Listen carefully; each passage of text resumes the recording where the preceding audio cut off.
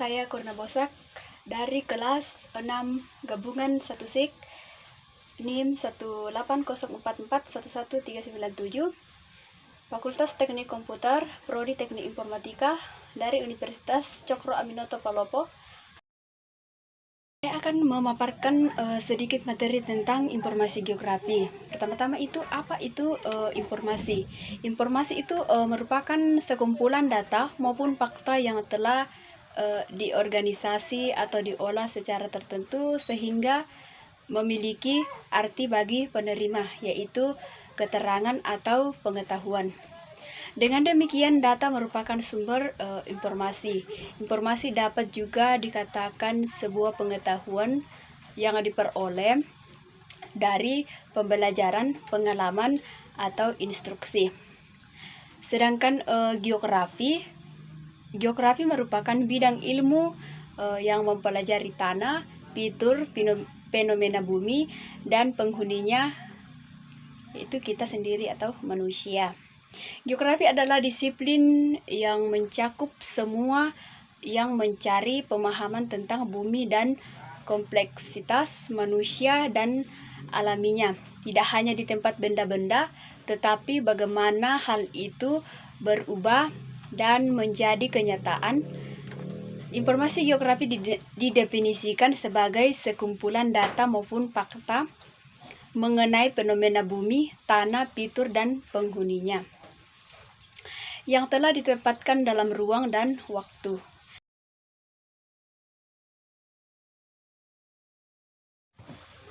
Aspek geografi itu terbagi atas dua, yaitu aspek fisik yang meliputi aktivitas dan objek alami, serta aspek sosial yang meliputi aktivitas dan objek manusia. Dalam melakukan kajian geografi mengenai suatu fenomena umumnya, kedua aspek ini digabungkan untuk mendapatkan gambaran yang baik mengenai permasalahan tersebut. Ilmu geografi sendiri merupakan ilmu yang bertujuan untuk menjelaskan aktivitas yang terjadi di muka bumi secara spasial. Dalam menjelaskan hal tersebut, ilmu geografi memiliki cakupan keilmuan yang sangat luas. Bahkan geografi sering disebut sebagai ilmu segala ada karena sering menggunakan dan menggabungkan teknik analisis dari berbagai keilmuan lain. Namun dalam menjelaskan suatu fenomena geografi, hal paling mendasar yang harus dikaji adalah keberadaan faktor fisik dan sosial yang memengaruhi fenomena tersebut. Oleh karena itu, kedua faktor ini menjadi aspek dasar dalam analisis geografi. Yang pertama, aspek fisik geografi. Aspek fisik geografi menitik beratkan pada kajian mengenai fenomena-fenomena geosfer yang memengaruhi hidup manusia. Pada umumnya, aspek fisik geografi berurusan dengan fenomena-fenomena yang dipengaruhi oleh alam secara langsung, bukan oleh manusia. Pada dasarnya, aspek fisik geografi dapat dikategorikan secara luas ke dalam 3 kategori keilmuan yang membahas: pertama, bentuk bumi dan pengukurannya; kedua, unsur biotik, flora dan fauna serta makhluk hidup; ketiga, unsur abiotik, yaitu cuaca, tanah, batuan, dan mineral. Jika kita pecahkan lebih dalam, ketiga kategori di atas sangat luas tersebut dapat dikonsolidasikan menjadi beberapa lingkup kajian dan keilmuan yang terpisah. Ada beberapa contoh lingkup kajian geografi yang termasuk dalam aspek fisik geografi. Pertama itu flora dan fauna. Aspek flora dan fauna membahas mengenai biodiversitas suatu wilayah tertentu. Biogeografi merupakan keilmuan geografi yang membahas mengenai persebaran hewan dan tumbuhan di muka bumi. Keilmuan ini termasuk ke dalam aspek fisik geografi karena berhubungan dengan flora dan fauna serta bentang alamnya.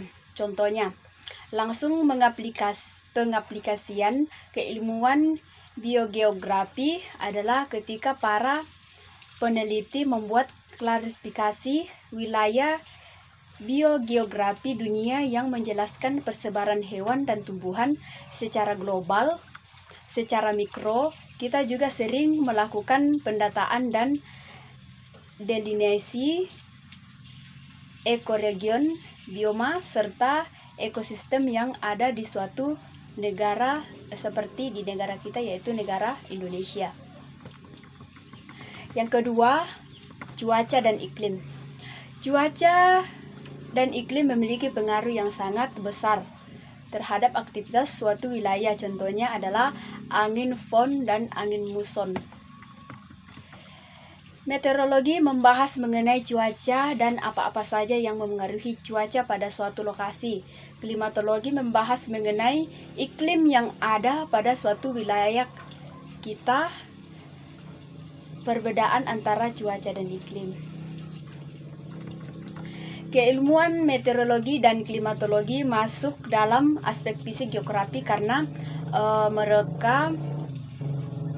mereka berhubungan langsung dengan atmosfer bumi dan aktivitas-aktivitas yang terjadi pada lapisan tersebut. Contoh pengaplikasian keilmuan ini adalah saat kita ingin memprediksi cuaca suatu wilayah atau mengetahui hujan apa yang terjadi di wilayah tersebut. Keilmuan ini juga bisa menjawab mengapa daerah di belakang gunung senantiasa lebih hangat, bagaimana hujan dapat terbentuk, mengapa India dan Bangladesh mengalami musim banjir dan kering dalam 1 tahun, serta bagaimana sebenarnya proses daur air yang ada di alam. Yang ketiga, daerah pesisir dan laut. Indonesia merupakan negara maritim dengan salah satu garis pantai terpanjang di dunia. Geografi pesisir membahas mengenai interaksi laut dengan daratan, terutama di daerah pesisir serta apa dampaknya bagi masyarakat. Oceanografi membahas mengapa laut dan apa yang terkandung di dalamnya, termasuk sumber daya alam baik hayati maupun non-hayati. Contoh, pengaruh daerah pesisir dan lautan terhadap kehidupan manusia, yaitu sebagai sumber mata pencaharian bagi nelayan dan petani garam. Namun laut juga dapat membawa malapetaka dalam bentuk bencana seperti tsunami dan banjir rob. Yang keempat yaitu bentang alam. Morfologi yang terjal dan berbukit-bukit kurang cocok sebagai permukiman, namun cocok untuk wisata. Bentang alam meliputi seluruh morfologi yang ada di permukaan bumi beserta topografinya. Dalam geografi terdapat 3 pandangan besar mengenai interaksi antara bentang alam dengan aktivitas manusia, yaitu posibilisme, determinisme, dan probabilisme. Oleh karena itu, sudah jelas bahwa bentang alam memiliki hubungan interaksi yang kuat dengan aktivitas manusia, sehingga harus diteliti dengan seksama. Ketika kita sudah mengetahui dengan tepat bentang alam apa saja yang ada, maka kita dapat dengan mudah melakukan perencanaan. Contohnya adalah daerah karst dengan bentang alam kapur seperti Uyala, Dolina, dan Gua Karst tentu saja kurang cocok untuk dijadikan daerah permukiman intensif karena kualitas dan kuantitas air permukaan yang kurang memadai. Yang kelima, air. Air merupakan sumber daya alam yang sangat krusial bagi keberlangsungan kehidupan manusia. Air merupakan salah satu unsur yang memungkinkan adanya kehidupan. Oleh karena itu, air memiliki posisi yang sangat krusial dalam menentukan aktivitas manusia apa saja yang mungkin dilakukan di suatu wilayah dan aktivitas mana yang tidak memungkinkan. Dalam geografi kita juga harus belajar mengenai siklus air dan proses hidrologi yang ada pada siklus tersebut. Hal ini bertujuan agar kita dapat memahami terhadap dampak yang disebabkan oleh air terhadap aktivitas manusia dan aktivitas manusia terhadap siklus air. Contoh, pengaruh air terhadap kehidupan adalah di daerah Timur Tengah. Di sana kota-kota besar pasti terletak dekat dengan badan air seperti sungai ataupun oasis. Hal ini terjadi karena manusia membutuhkan air dalam jumlah yang sangat besar untuk bertahan hidup.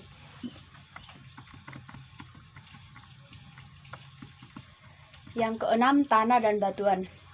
Daerah dengan sebaran batuan, tanah, dan mineral yang kaya tentu saja akan lebih mudah berkembang dibandingkan dengan daerah yang miskin sumber daya. Tanah dan batuan seperti namanya meliputi tanah dan batu serta mineral yang terkandung dalam keduanya. Kedua hal ini memiliki hubungan yang sangat erat dengan aktivitas manusia, terutama aktivitas ekonomi seperti pertanian dan pertambangan. Aktivitas pertanian sangat berpengaruh oleh kondisi air, iklim, serta tanah yang ada di suatu wilayah. Jika tanahnya subur, maka daerah tersebut sudah pasti akan dijadikan area pertanian intensif dengan jumlah penduduk yang cukup banyak. Namun jika tanahnya gersang, maka jumlah penduduknya pun akan sedikit dan tidak banyak aktivitas yang dapat dilakukan di atas tanah tersebut. Aktivitas pertambangan juga sangat tergantung dengan batu jenis apa yang ada di wilayah tersebut, mempengaruhi aktivitas manusia. Karena bahan galian termasuk ke dalam sumber daya alam yang tidak dapat diperbaharui, maka ketika batu dan mineralnya habis, para penambang harus pindah. Oleh karena itu dapat disimpulkan bahwa kondisi batuan serta mineral yang terkandung saat memengaruhi aktivitas manusia yang ada di wilayah tersebut. Jika batuan dan mineralnya layak untuk ditambang, maka akan tercipta boom town atau kota yang tiba-tiba menjadi besar dipenuhi oleh para penambang. Contohnya adalah California dan Calgary saat ada gold rush atau tembaga pura di Indonesia. Contoh lainnya adalah daerah-daerah yang rawan longsor dan pergerakan tanah lainnya. Daerah ini meskipun memiliki sumber daya mineral yang sangat banyak, cenderung dihindari oleh pengembang. Hal ini terjadi karena risiko bencana daerah tersebut sangat tinggi, di mana alat-alat pertambangan yang mahal dapat rusak atau bahkan hancur ketika terjadi bencana. Bagian kedua, aspek sosial geografi. Selain aspek fisik, terdapat pula aspek non-fisik, yaitu aspek sosial dalam geografi. Jika aspek fisik membahas mengenai fenomena-fenomena alam yang memengaruhi aktivitas manusia, maka aspek sosial membahas mengenai fenomena sosial yang memengaruhi aktivitas manusia. Fenomena sosial artinya fenomena yang berasal dan dipengaruhi oleh aktivitas manusia itu sendiri. Oleh karena itu, geografi sosial merupakan aspek geografi yang sangat menarik karena kajiannya sangatlah kompleks. Banyak terdapat variabel-variabel yang memengaruhi fenomena yang kita teliti. Berikut beberapa kajian dan keilmuan geografi yang termasuk dalam aspek sosial geografi. Pertama itu kebudayaan. Aspek kebudayaan sangat kental di Indonesia karena keragaman budaya kita yang sangat tinggi. Aspek kebudayaan tentu saja memiliki pengaruh yang sangat besar kepada aktivitas manusia di permukaan bumi. Budaya dapat mendorong atau menghambat suatu aktivitas untuk dilakukan. Dengan adanya globalisasi, peran budaya lokal kini mulai tergantikan oleh budaya-budaya global.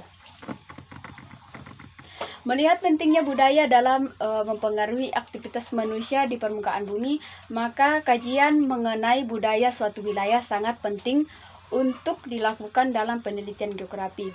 Contoh dari dampak kebudayaan terhadap aktivitas manusia adalah penggunaan lahan di kawasan Kalimantan dan Papua yang masih banyak dikontrol oleh tanah adat. Keberadaan tanah adat tersebut termasuk hutan adat mempersulit pengembang dan pemerintah yang ingin melakukan pengembangan proyek di sana. Contoh lainnya adalah budaya suku Bajo yang gemar melaut dan tinggal di rumah-rumah panggung di atas laut atau bahkan tinggal di kapal-kapal mereka sendiri.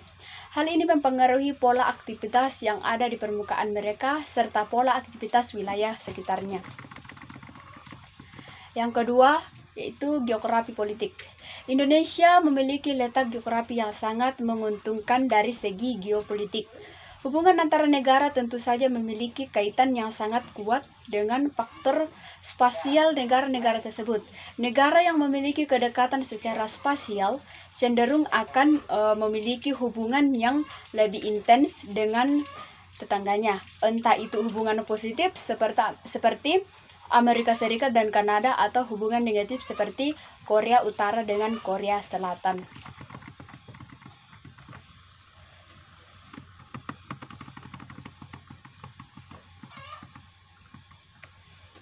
Lokasi suatu negara juga dapat memberikan keuntungan bagi negara tersebut. Contohnya adalah Singapura yang memiliki lokasi di tengah-tengah jalur perdagangan Asia, Afrika, Eropa, ataupun Panama dan Mesir yang memiliki kanal sehingga dapat mempersingkat rute perdagangan dunia. Indonesia juga tidak jauh dari itu, kita juga terletak di antara dua benua dan dua samudra, sehingga lokasi kita sangat strategis untuk pertahanan maupun untuk perdagangan. Sejauh ini Indonesia sudah menempatkan beberapa alur laut Kepulauan Indonesia atau LKI yang bertujuan untuk kepentingan dagang, namun dalam segi pertahanan Indonesia menganut konsep bebas aktif sehingga tidak terafiliasi dengan negara manapun. Sangat penting bagi geografer untuk memperhatikan hal-hal ini dalam penelitian geografinya terhadap suatu wilayah. Terkadang bukan hal-hal fisik yang paling memengaruhi pola aktivitas suatu wilayah, tetapi justru faktor politiknya. Yang ketiga, demokratif atau kependudukan. Aspek kependudukan membahas antara lain mengenai kepadatan penduduk dan persebaran penduduk tersebut dalam suatu wilayah. Aspek kependudukan suatu wilayah tentu saja memiliki pengaruh yang sangat besar terhadap aktivitas yang ada pada wilayah tersebut. Wilayah dengan kepadatan penduduk yang lebih tinggi tentunya akan memiliki intensitas aktivitas yang lebih tinggi pula. Selain memengaruhi intensitas aktivitas, demografi juga memengaruhi aktivitas apa saja yang terjadi pada wilayah tersebut. Daerah kependudukan yang muda cenderung menyukai aktivitas padat karya, sedangkan daerah dengan penduduk tua dan no produktif cenderung menyukai aktivitas yang padat modal. Hal ini direpresentasikan oleh piramida penduduk yang berbeda-beda pula bagi tiap negara.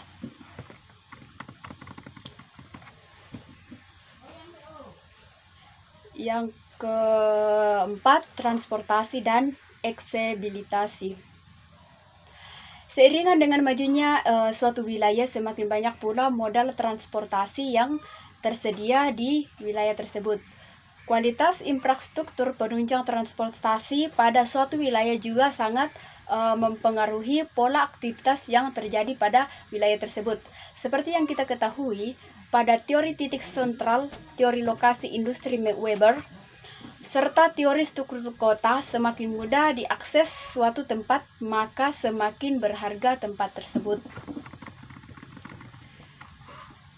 Sebagai geografer, kita harus mampu mengenali atau memahami dampak dari aksesibilitas kepada aktivitas yang terjadi. Bisa saja ada aktivitas yang tidak tergantung aksesibilitas, seperti orang-orang yang bekerja dari rumah atau footloose industri. Namun banyak juga aktivitas yang sangat dipengaruhi oleh aksesibilitas. Contoh aktivitas yang sangat dipengaruhi oleh kemudahan mencapai lokasi tersebut adalah pariwisata. Seindah apapun lokasinya, jika tidak terdapat fasilitas pendukung dalam bentuk transportasi, maka tidak akan ada yang bisa mencapai destinasi wisata tersebut. Dampaknya adalah industri pariwisata yang tidak berkembang meski sudah disuntik dana investasi yang tidak sedikit. Yang kelima itu permukiman. Aspek permukiman membahas mengenai lokasi di mana orang-orang memilih untuk menetap dan membangun rumah serta pusat aktivitas mereka dalam suatu wilayah. Wilayah di mana seseorang membangun rumahnya tentu saja memengaruhi pola aktivitas yang terjadi pada lokasi tersebut. Permukiman yang dibangun sebagai perkotaan tentu saja memiliki lingkup aktivitas yang jauh berbeda dibanding